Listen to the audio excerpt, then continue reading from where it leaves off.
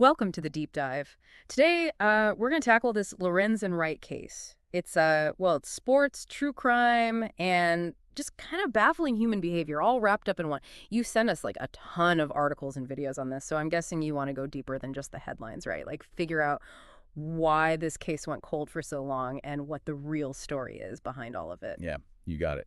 What gets me about this case is how deceiving that initial picture was. You had a famous victim, a whole community in shock, and the ex-wife presented this story that seemed pretty straightforward. But as we're going to see, the truth was way more complicated, tangled up in relationships, money problems, and motives that weren't simple at all. Okay, so just to set the scene for our listeners, Lorenzen Wright was a Memphis basketball hero, right? NBA career, big family, the whole nine yards. Then, poof, he vanishes just a year after retiring. Exactly. And that's what grabs you right away. That stark contrast, going from the NBA spotlight to this, like, murky mystery. Yeah. To understand how it all fell apart, we got to rewind a bit. Back to July 2010, Lorenzen was visiting his kids in Memphis, staying at his ex-wife Cher's house. And isn't that when that 911 call happens? The one everyone kind of dismissed at first, but later became super important? Man, reading about that just gave me chills. Yeah, it's a chilling detail for sure. It seems Lorenzen managed to call 911 from his cell shortly after midnight on July 19th. The call got traced to some wooded area, and you can hear someone running, shouting, then multiple gunshots. But, and here's the crazy part, the operator couldn't pinpoint the location and just didn't investigate further. Wait, hold on. They had a call with clear signs of, distress, possible gunshots even, and they just ignored it. It seems like a major screw-up right from the start. Yeah, it definitely raises questions about how they handled things initially. And the sad part is, it wasn't until 8 days later, when Lorenzen's disappearance was officially reported, that the police finally connected the dots and searched that wooded area. And that's when they found his body, right? Sadly, yes. On July 28th, they found Lorenzen's body. He'd been shot multiple times. The brutality of it all. It pointed to something way more personal, not some random act of violence. So not a robbery gone wrong then, but something more deliberate, and that's where suspicion starts shifting, right? Right. Police start digging into Lorenzen's life and find some serious financial problems. Turns out, even though he made millions in the NBA, he was deep in debt. Extravagant spending, alimony, child support payments, it all piled up. I see what you mean. But I'm still kind of stuck on this. If Lorenzen was so financially smart on the court, why was he so reckless with money earlier in his career? Trying to keep up appearances, maybe? It's a good question, and one the investigators probably asked too. Was it just being young? Pressure to support a big family? Trying to maintain a certain lifestyle? It's tough to say for sure, but it definitely adds to the complexity of his story. Okay, so money troubles are definitely part of the picture. What about Shara? How were her finances after the divorce? Well, that's where it gets interesting. She got a $1 million life insurance payout meant for their 6 kids. But get this, within 10 months of Lorenzen's death, she had spent almost all of it, $970,000. Whoa, that's a lot of cash in a short time. Was she spending it on, like, basic stuff for the kids? I'd hope so.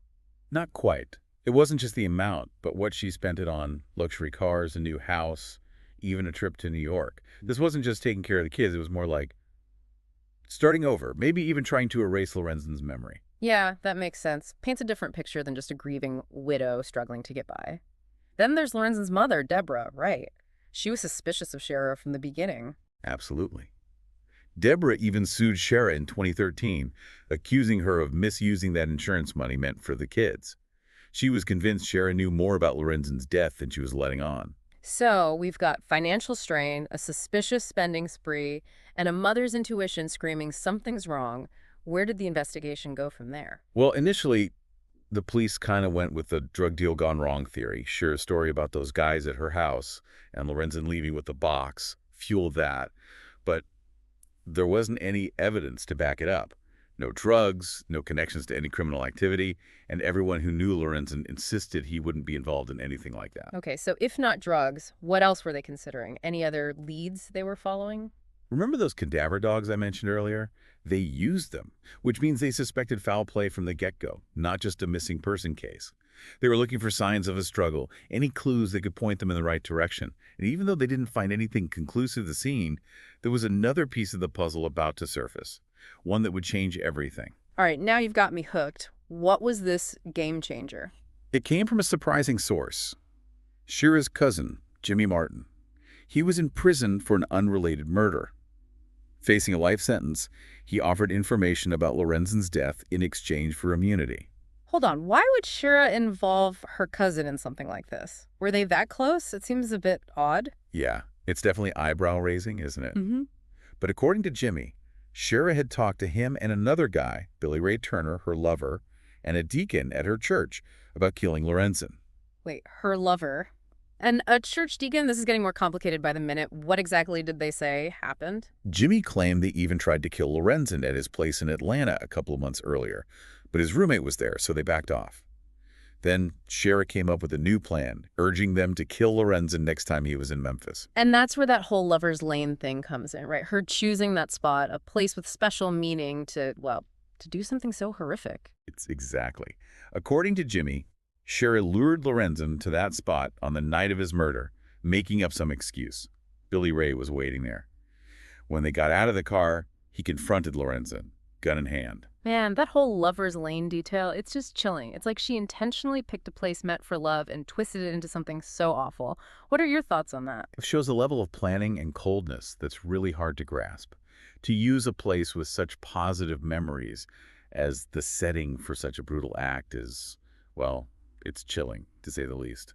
So they have this bombshell confession from Jimmy putting Shara and Billy Ray right there at the scene. But was there any physical evidence to back up his story? That's the big question, isn't it?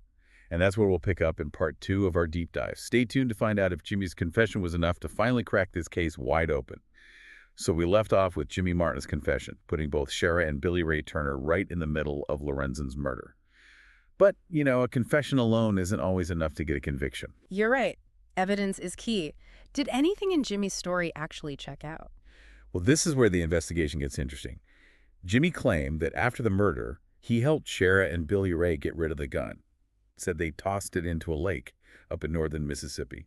So police took that info and launched a full-blown search of the lake. A whole lake search. Sounds like trying to find a needle in a haystack, doesn't it? Yeah, it was a long shot, that's for sure. Yeah. And at first, they found nothing. No gun, no evidence connecting Shara or Billy Ray to the crime. So even with this huge confession, the case went cold again. For years, it felt like justice for Lorenzen might never happen. That's rough. To be so close to the truth but still so far away. What happened then? Did they just give up? Not quite. In 2017, a new team of detectives decided to take another look at the case. Went through all the evidence again, including Jimmy's confession, and something caught their eye. Really? What was it? Some tiny detail everyone else had missed. It wasn't just one thing, but a bunch of factors together. First, Jimmy knew way too much about the case. Specific stuff only someone involved would know, like what was in those flirty texts Shara sent Lorenzen right before he died. Oh, wow. So he wasn't making stuff up based on news reports or anything. He had inside info. Exactly. And then there was where he said the murder weapon was. The fact that he could point to that particular lake in Mississippi made its story a lot more believable. It felt like he was remembering real events, not just guessing. Yeah, I can see how that wouldn't make them take another look. So did they go back to the lake? They did. This time, with new tech and a whole lot of determination, they went back to that lake in 2017, 7 years after Lorenzen's murder. They had a dive team, sonar, all the fancy equipment. Man, that must have been intense. Those divers, knowing how important this case was, searching for this one little piece of metal that could be the key to solving it all. It must have been nerve-wracking, for sure. But then, after days of searching, they got a hit. Buried deep in the mud at the bottom of the lake, they found it. A rusty, beat-up handgun. Whoa. I bet there were some high fives happening then. Did the gun match the one used on Lorenzen? That was the next big thing. They rushed the gun to the crime lab for ballistics testing. And the results. Yeah. A perfect match. That was the gun that fired the bullets that killed Lorenzen. Wow, talk about a turning point. Did they finally have enough to go after Shara and Billy Ray? They did. With the murder weapon in hand and Jimmy Martin's confession backing it all up, police finally had what they needed to make arrests.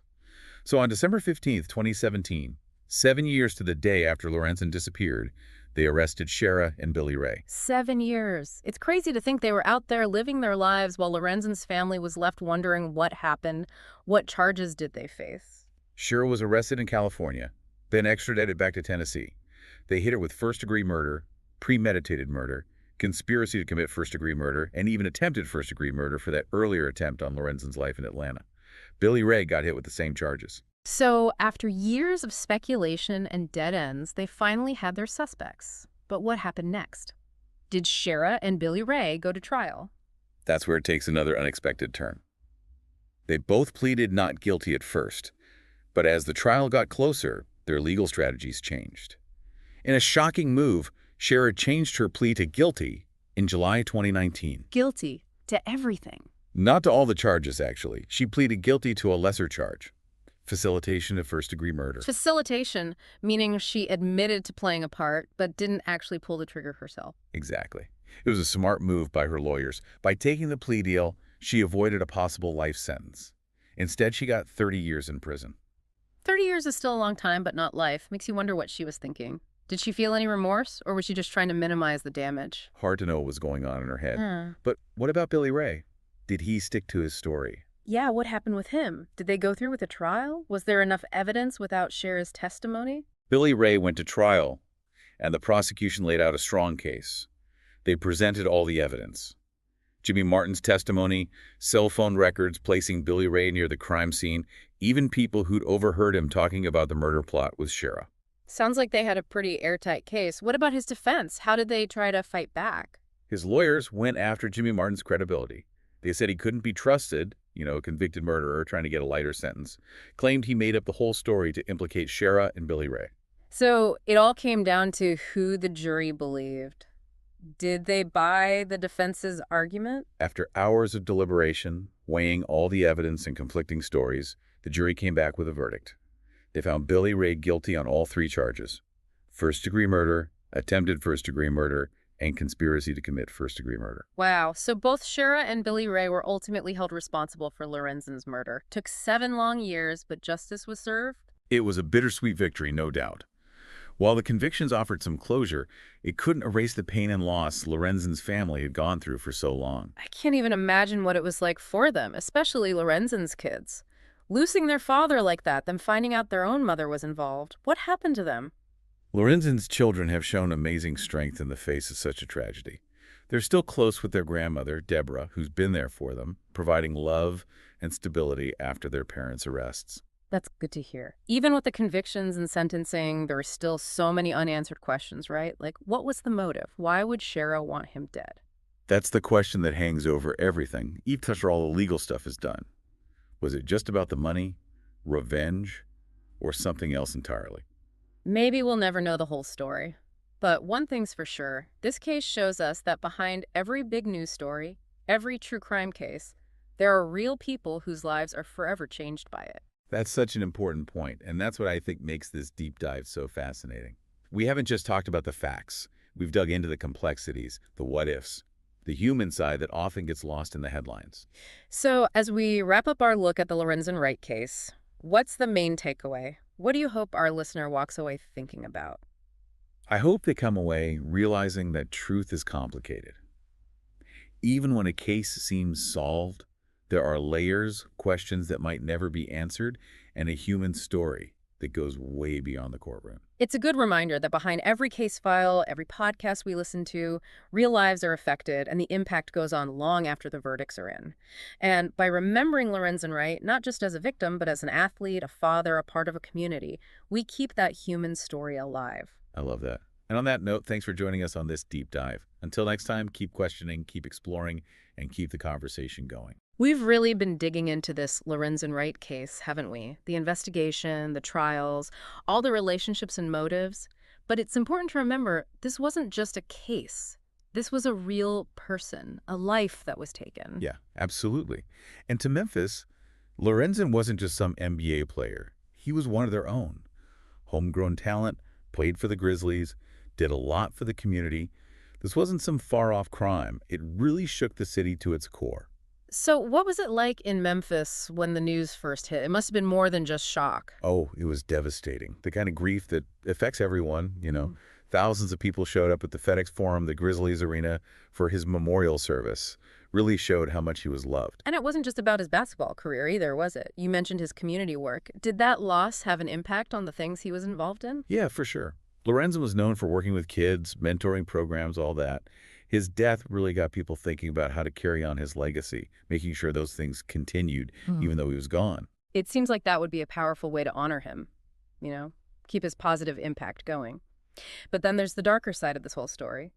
Did Lorenzen's case shed light on any bigger issues, like domestic violence or the financial struggles athletes face? Anything like that? It did, and in a way that went beyond just sports. Shara's claims of abuse, even though they were never proven, became a big part of the story. It forced people to acknowledge that domestic violence can happen anywhere, even in those seemingly glamorous, high-profile worlds. It's a stark reminder that behind the fame and fortune, there can be so much more going on, hidden struggles that people don't see. And Lorenzen's financial troubles, even after earning millions, that sparked a lot of talk about the pressure athletes face, particularly when they're trying to adjust to life after retirement. You're right, people think, oh, they made it big, they're set for life. But for a lot of athletes, it's not that simple. They struggle to adjust to a normal life after years of intense focus and a very specific way of living. It really makes you think about the support system, or the lack of it, for these guys. Maybe Lorenzen's case was a wake-up call, showing that fame and money don't equal happiness or guarantee an easy transition to a new chapter in life. I think you're spot on. Uh, And it gets at the heart of the human side of this whole case. It's easy to focus on the twists and turns, the courtroom drama, but at the core of it all, there's a family that's been torn apart, a community grappling with a senseless loss. And, it makes me wonder about our own fascination with true crime. Why are we so drawn to these stories, the ones filled with darkness and tragedy? It's a question a lot of people have. Is it just morbid curiosity, a need to make sense of something that doesn't make sense? Or maybe it's a way to face our own fears, our own vulnerabilities, but from a safe distance. I think there's some truth to that. We try to understand the why, the motives, the choices people make, because deep down we hope it could never happen to us or to someone we love. It's a way to process those tough emotions, to look at the darker parts of human nature without having to experience them firsthand. But it's so important to remember the real-life consequences, the victims, the families left behind. It's a tough balance, right? Being Yeah, engaged with these stories, but also respecting the very real human cost. exactly. And that's what makes this deep dive so powerful. We haven't just talked about the facts. We've wrestled with the complexities, the unanswered questions, the human element that often gets overshadowed by the headlines. So, as we close out this deep dive into the Lorenzen Wright case, what do you want our listener to walk away with? What's the lasting thought? I hope they realize that truth isn't always black and white. Even when a case seems closed, there are always layers, unanswered questions, and a human story that reaches far beyond the courtroom. It reminds us that behind every case file, every podcast episode, there are real lives that have been changed forever, a ripple effect that goes on long after the verdicts are read. And by remembering Lorenzen Wright, not just as a victim, but as an athlete, a father, a part of a community, we keep that human part of the story alive. That's a beautiful way to put it. And on that note, thanks for joining us on this deep dive. Until next time, keep asking those questions, keep exploring, and keep the conversation going.